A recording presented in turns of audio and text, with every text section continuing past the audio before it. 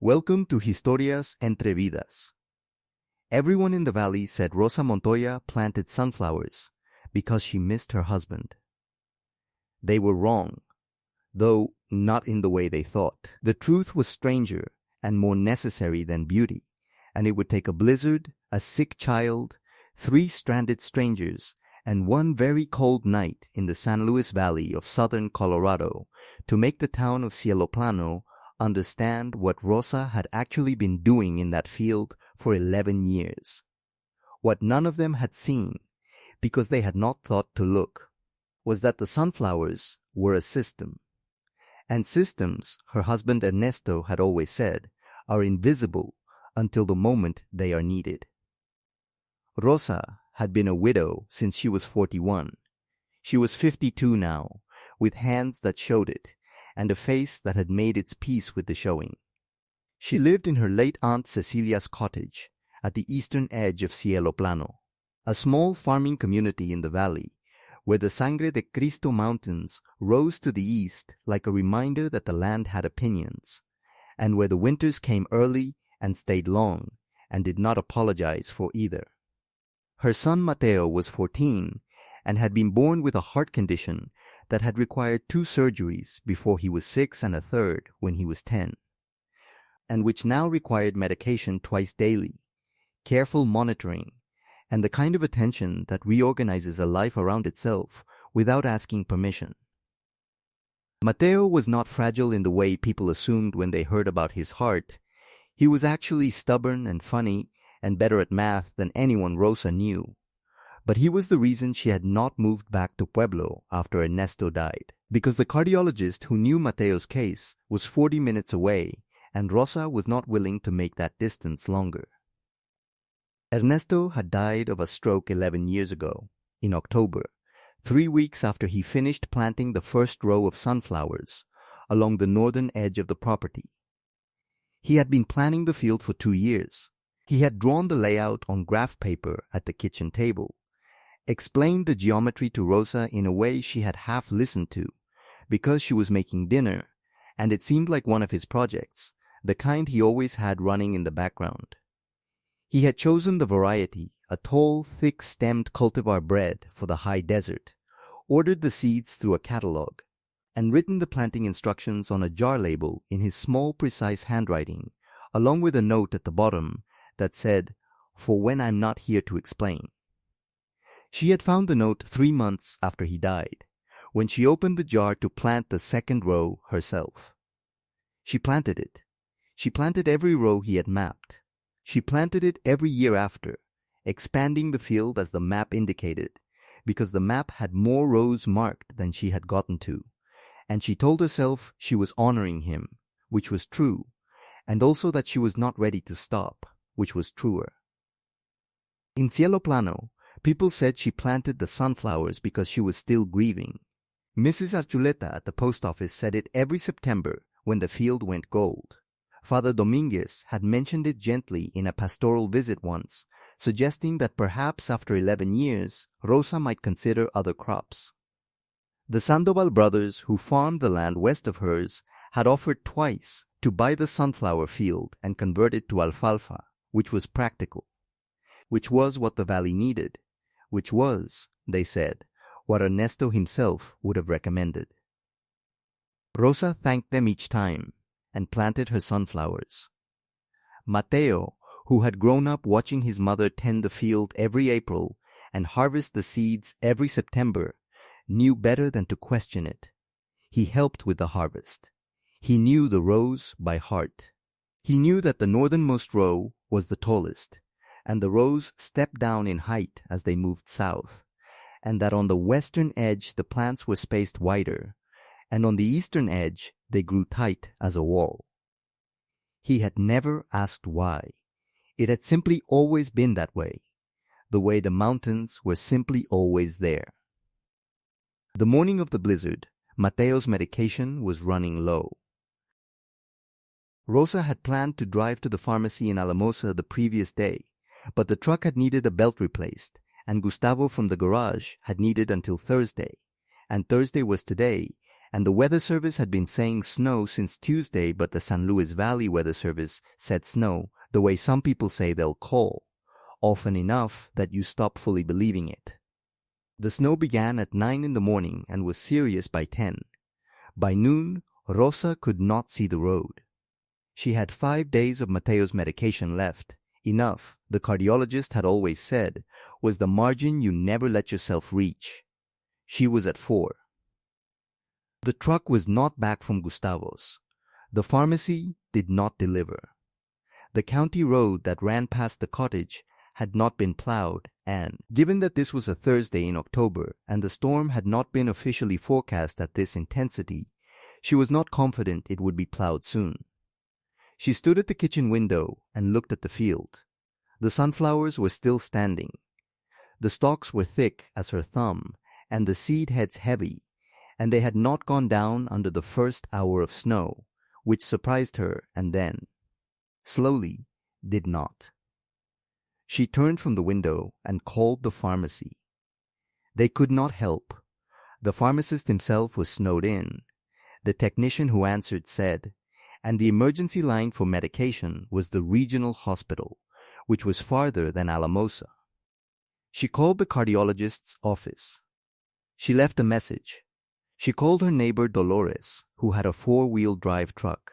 But Dolores had driven to her daughter's in Monte Vista the night before, and the roads between them were worse than the road to town.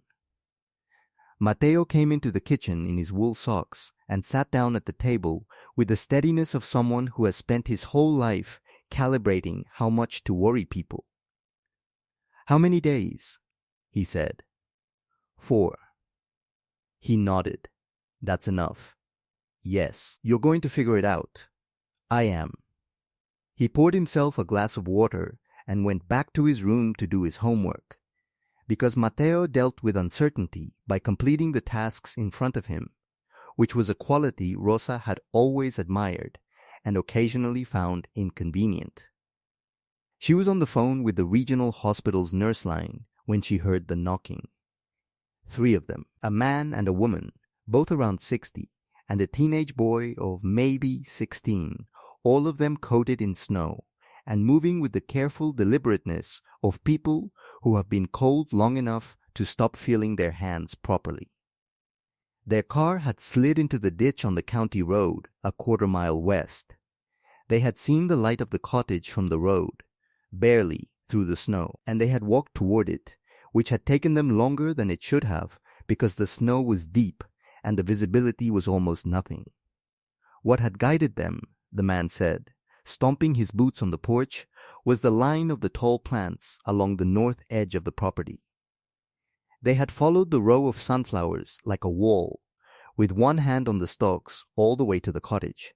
Rosa stood in the doorway and looked at the northern row of sunflowers standing solid in the white, and felt something move through her that was not quite grief, and not quite understanding, and not quite gratitude, something that held all 3 at once.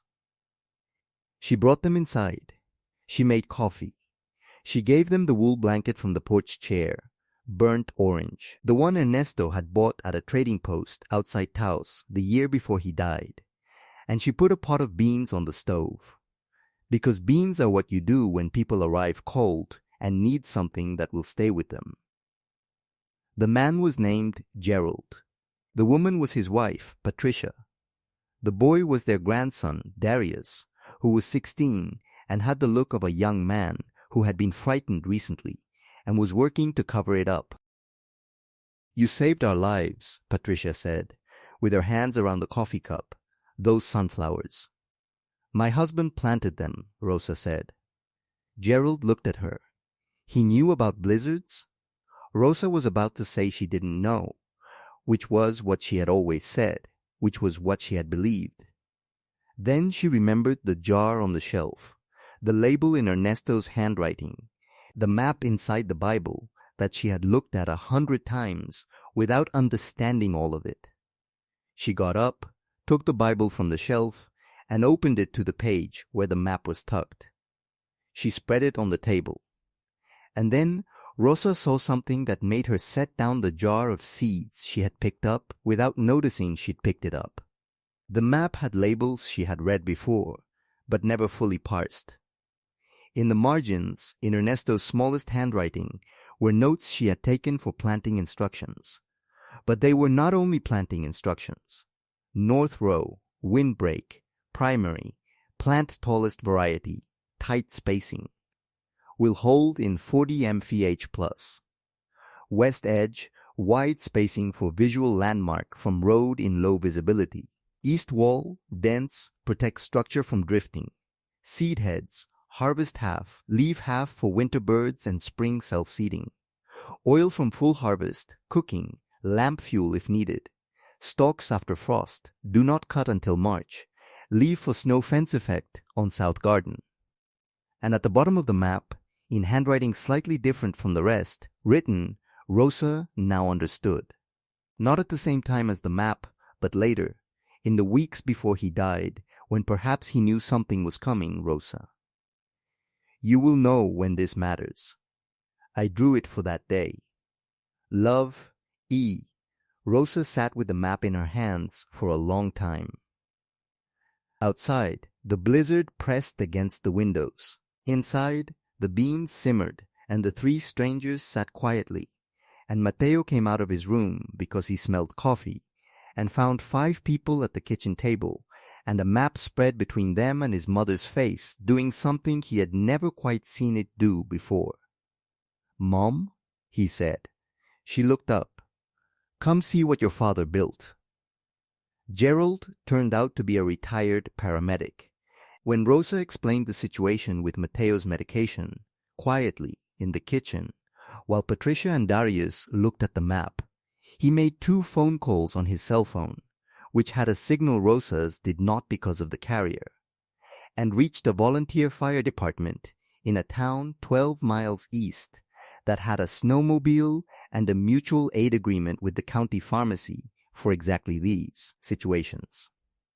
The medication arrived at 4 in the afternoon, carried in a waterproof bag by a man named Hector, who came up the path following the eastern wall of sunflowers and stomped his boots on the porch and refused coffee, because he had 3 more stops before dark. The storm broke the following morning. Gerald and Patricia and Darius stayed the night on the couch, and the air mattress Rosa had used twice since she bought it. And in the morning, Gerald helped Rosa clear the path to the road, and Patricia made eggs, and Darius, who had said almost nothing the previous day, found Mateo's chessboard and asked if anyone played. Before they left, Patricia stood at the edge of the sunflower field and looked down the northern row. The stalks had held. The seed heads were heavy with snow, but the stems had not snapped.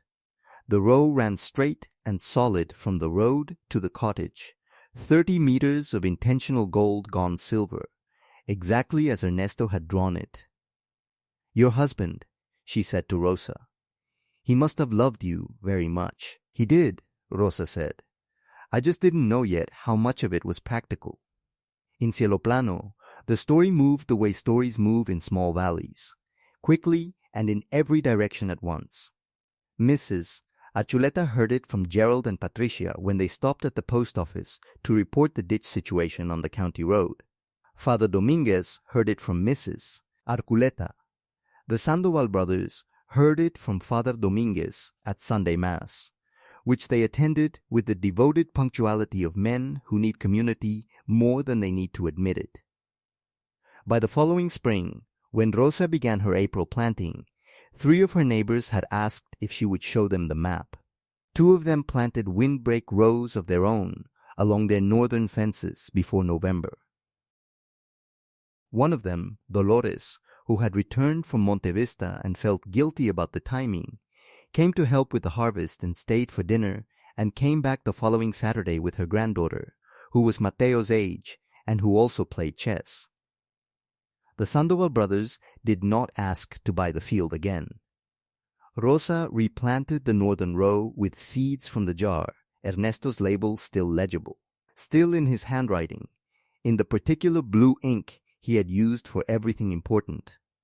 She lined the jar up on the windowsill, where the morning light hit it first, next to the map in its new frame, And the two things sat there together the way things sit when they have finally found where they belong. And she learned that the deepest kind of love is the kind that keeps working after the person is gone, quietly, in the geometry of what they planted, in the system that stands when the storm arrives and you cannot see the road. Do you believe the worst moments can be the beginning of something better? If this story stayed with you tonight, leave us a comment and tell us where you're watching from. Subscribe to Historias Entre Vidas and share this with someone who needs to be reminded that the things the people who loved us built are still standing, even when we stopped seeing them. Until the next story. And Mateo, who was 15 by the following winter and taller than the second row of sunflowers and still better at math than anyone Rosa knew, looked at the field one afternoon in the low October light and said, very quietly, the way he said the things that mattered, he knew exactly what he was doing. Didn't he, Mom? It was not a question. And Rosa, standing beside him with the empty jar in her hands and the mountains going orange behind the Sangre de Cristo, said, he always did, mijo. I just needed the storm to see it.